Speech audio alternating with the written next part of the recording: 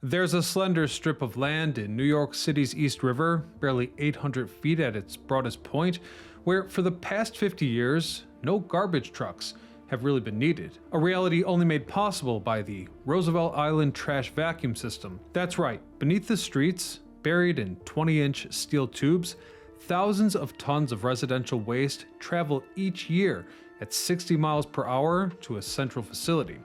Largely unknown to the rest of the city, it's one of only two such systems in the entire United States. The other, as it happens, is at Walt Disney World. So how did this narrow strip of land in the East River, a place that spent most of its history as a dumping ground for the city's prisons, asylums, and hospitals, end up with one of the most advanced residential waste systems in the country?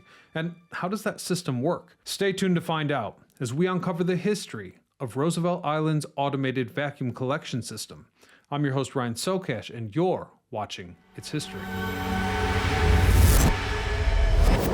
First, let's gather some important context.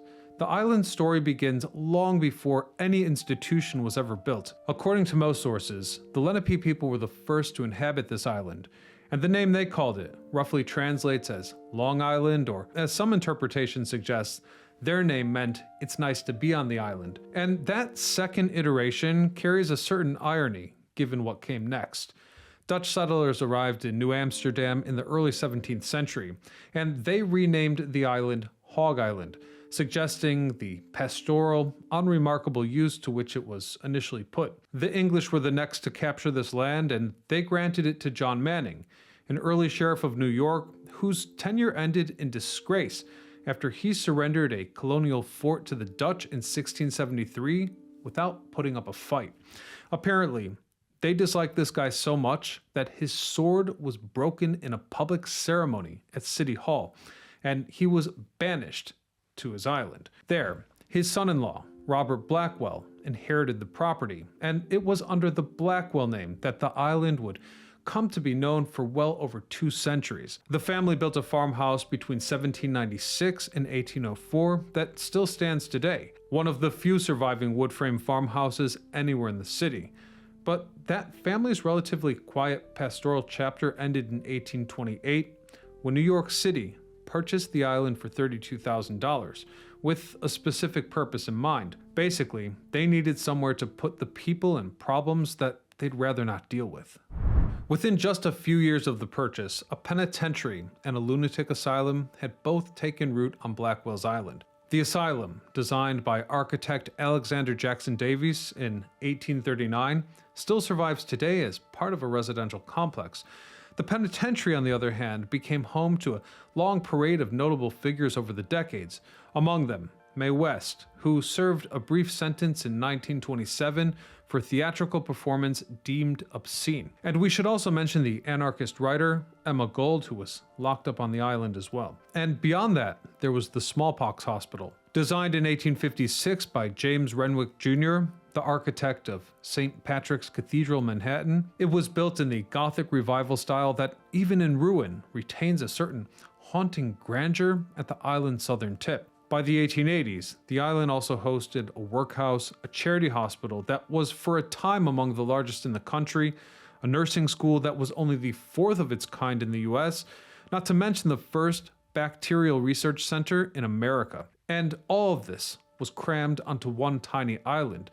And I need to say that it was not for the faint of heart. Now, we know this because in 1887, the journalist Nellie Bly went undercover as a patient in the women's lunatic asylum and published a searing account of cold baths, rotten food, overcrowding, and physical abuse that shocked the public and persuaded real institutional reform. So from there, a downward spiral began, and by 1921, most of the original institutions had either been closed, relocated, or just deteriorated badly. Apparently, the situation was so disordered there that at this point, the city rechristened the island as Welfare Island. The remaining structures continued to fall vacant throughout the 1950s until the Metropolitan Hospital relocated to Harlem, leaving the island functionally derelict. And it was in that state of disarray that developers began to imagine what could be. So if we fast forward to 1960,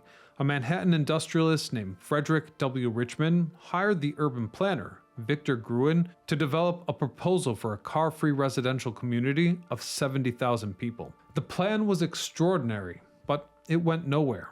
However, it did manage to establish the conversation that would eventually reshape the island.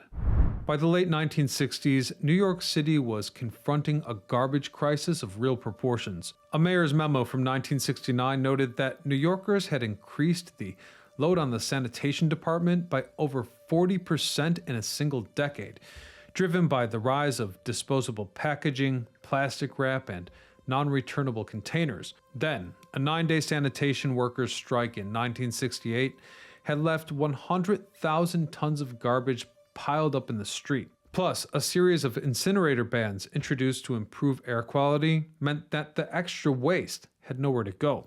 The system was already stretched beyond its breaking point. So, at the same time of all this sanitation chaos, Mayor John Lindsay was also putting together a committee to determine what they should do with that now derelict island in the East River. The committee reported back in early 1969, recommending, quote, a small housing community of unusual appeal, one that preserved the island's landmark structures while building something entirely new at the same time. That same year, the city signed a 99-year lease with the New York State Urban Development Corporation, which issued $250 million in bonds and commissioned architects Philip Johnson and John Berge to draw up a master plan. In their mind, the island was to become, quote, a new town in town. A mixed-income community designed for 20,000 residents, organized a pedestrian main street paved in red brick, with river views from nearly every apartment. And this is when the island was formally renamed Roosevelt Island in 1973, in honor of Franklin D. Roosevelt. Though, I should say, the plan had a certain radical premise built into its foundation from the start. For instance, there would be no private cars allowed on the island streets. Residents would park in a central garage at the northern end, called Motorgate, and then travel by foot or electric minibus to their destination. Furthermore, garbage trucks, curbside bags, and alley collections were all banned from the promenade. That meant there would be no garbage trucks, so the island needed a completely different approach to waste disposal. Enter engineering firm Gibbs & Hill, responsible for the island's infrastructure planning. They had an idea, as they'd been studying these types of problems since the early 1970s, and the answer that they proposed had already been revolutionizing sanitation in Scandinavia for nearly a decade. In the late 1950s, 4 men sat around a table at Solfitta Hospital in northern Sweden to discuss installing a new central vacuum system for cleaning dust from the hospital's corridors. One of them, Olaf H. Hallström, the owner of a company called Central Slug AB, asked a question that nobody had really thought of before. Basically, he asked, if a single vacuum system could serve the entire hospital, why couldn't that principle serve waste in a city? Hallström pursued the idea, and on October the 4th, 1961, the company installed the world's first vacuum waste system at that Swedish hospital. By 1965, the first residential installation had followed in a Stockholm suburb.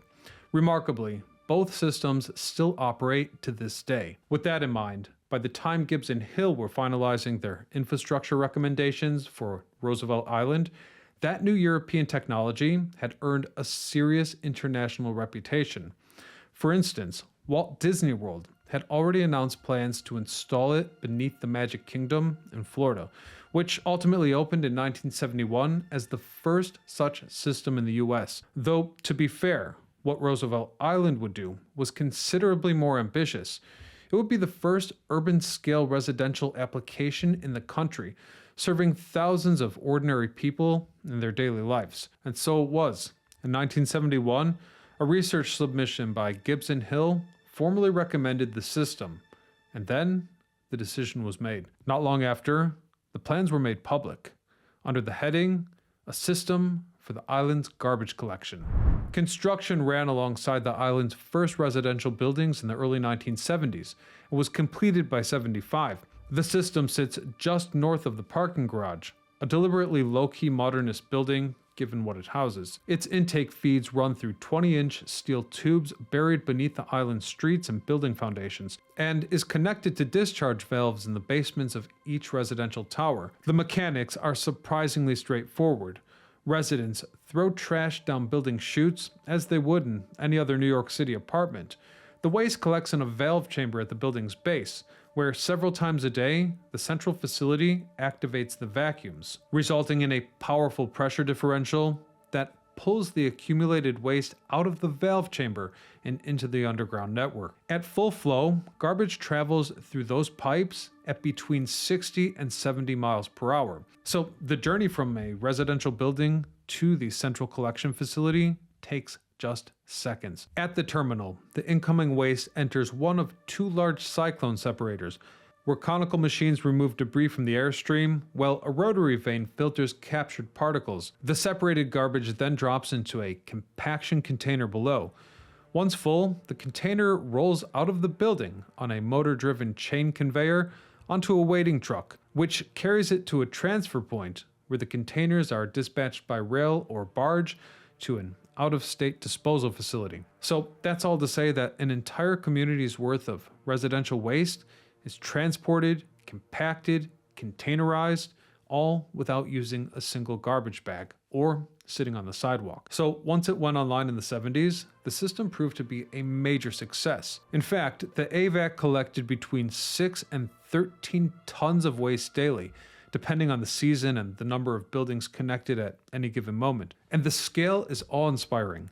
This system serves more than 24 buildings and over 14,000 residents. When mapped out, it's said to resemble an artery system of a small organism, with every building being a capillary and the connection facility being the heart. Operating the system requires a small team of sanitation engineers who have developed techniques over the decades as to how to handle its particular failures. And although the system's not terribly problematic, jams are the most common problem.